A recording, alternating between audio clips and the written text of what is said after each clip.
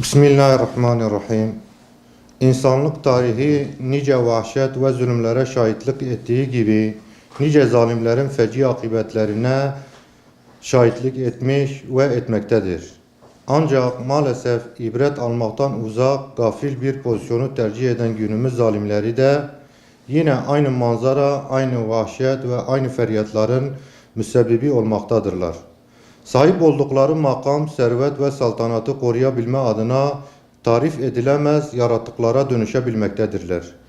Bir gün elbet kendilerini de terk edecek olan vefasız dünyalıklara bu nasıl bir sadakattir ve bu tavır nasıl bir hamakattır anlamak mümkün değil. 4-5 yılı aşkın bir zamandır büyük insani dramların yaşandığı, yüz binlerce insanın öldüğü, yüz binlerce insanın ülkeyi terk ettiği, binlerce insanın sakat kaldığı, kısacası milyonlarca insanın mağdur duruma düştüğü Suriye ve özellikle Halep'e yönelik olarak Diyarbakır Umut Kapısı Gıda Bankası olarak 16-12-2016 tarihli dilekçemizle valilik makamına yapmış olduğumuz kampanya başvurunu izimiz 27-12-2016 tarihinde onaylandı.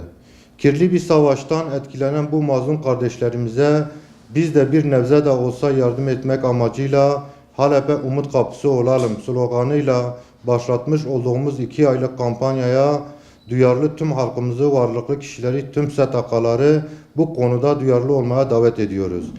Eğer gün mazlum, mağdur ve fakir Halep halkı için seferber olma günüdür. Gün bu soğuk kış günlerinde Halep halkına sıcak bir aş üzerini örtecek bir battaniye verme günüdür. Evet, ne yapabilirim demeyin. Bu konuda herkesin mutlaka yapabileceği bir şey vardır. Rabbim şimdiden yapacağınız tüm yardımları dergah hilesinde kabul buyursun.